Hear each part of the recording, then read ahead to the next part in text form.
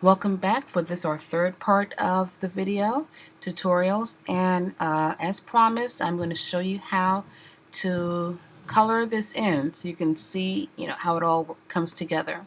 So we have our original layer and our trace. Okay, so to color it in, we need to open up our swatches. Our swatches is over here in our panels. If you don't find it here, you can go to Window, Swatches,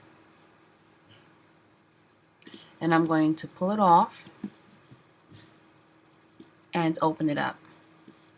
What you really want to be able to get is just this empty space down here in your swatches panel.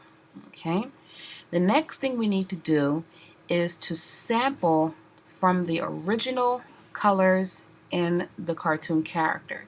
So I'm going to hide the trace, and I'm going to undim, take off the dim from the original.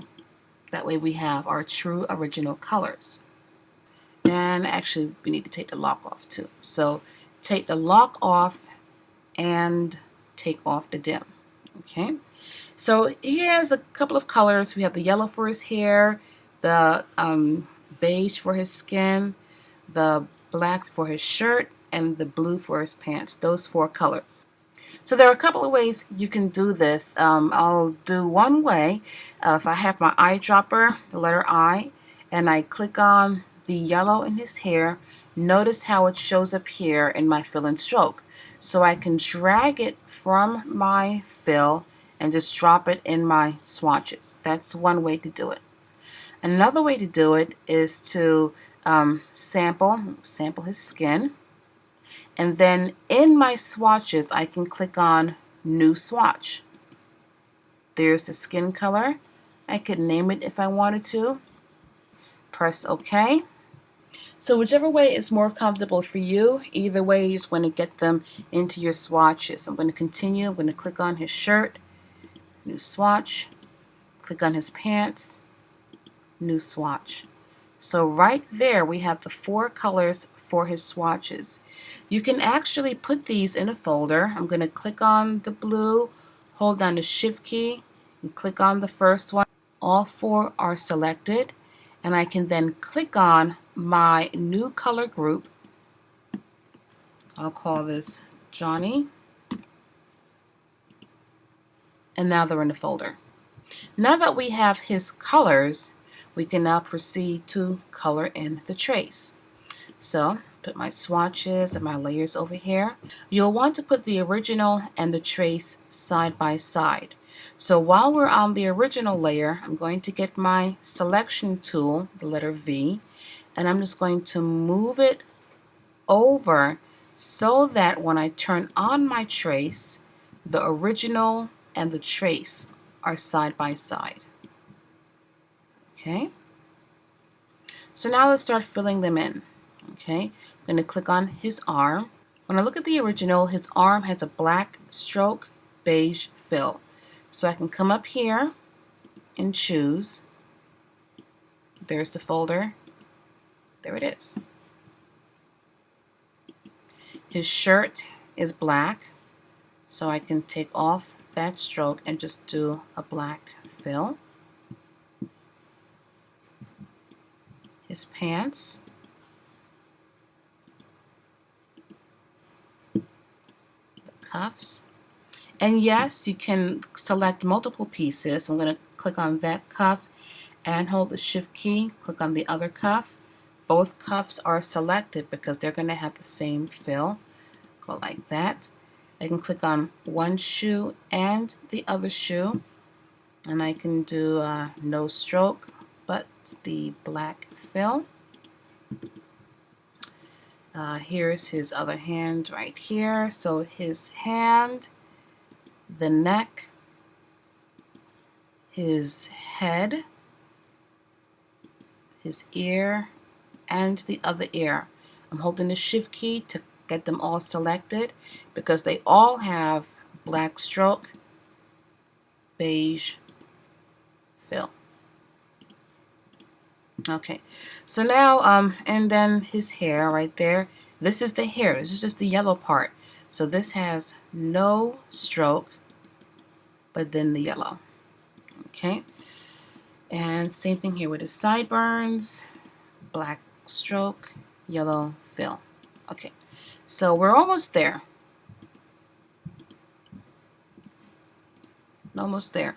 What we need to work on now is just getting these in front or in back of their respective pieces. So for example, his pants belong behind. So I'm going to click on the pants, right click, arrange, send to back. His shoes, that shoe and that shoe, holding the shift key, right click, arrange, send to back. His hair can now come into place. That's going to go about there. And we can get those lines to match up a little bit better with the direct selection tool. Alright, his sideburns should be in the back.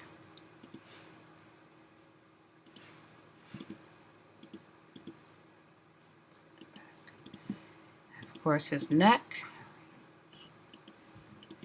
Okay, now remember those little highlight lines in there? Okay, so notice because we have our smart guides on, okay, as I move the mouse over, they're showing up.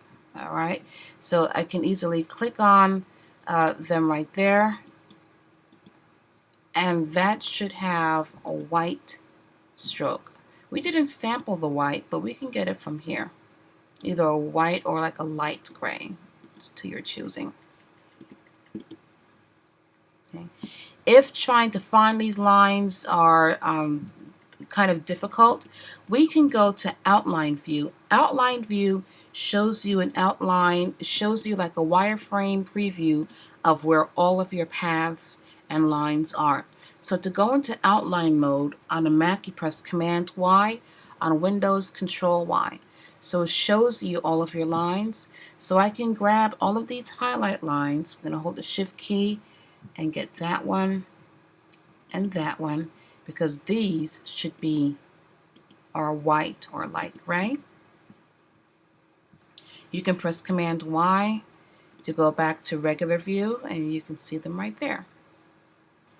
His head should be behind the shoulder here.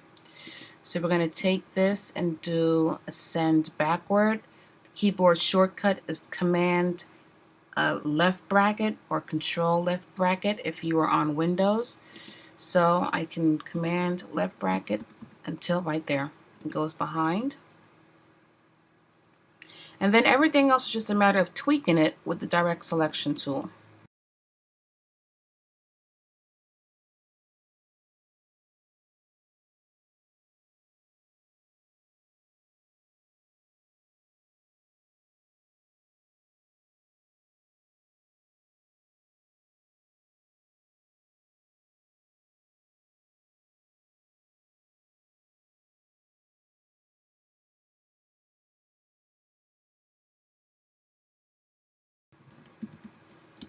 Okay, so with a few tweaks, we now have a vector trace of our Johnny Bravo.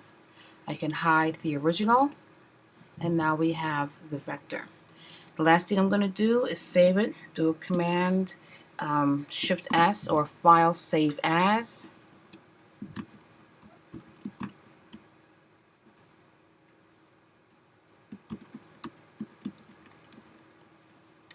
And in terms of the file format, Adobe Illustrator is a native file. Illustrator EPS, other programs can read an EPS file. So either one of them.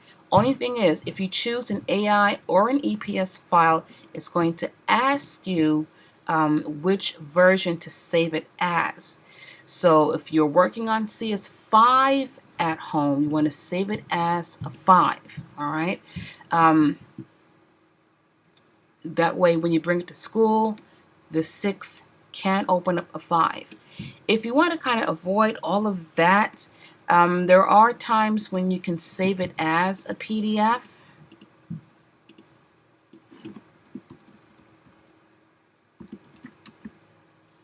saving it as a PDF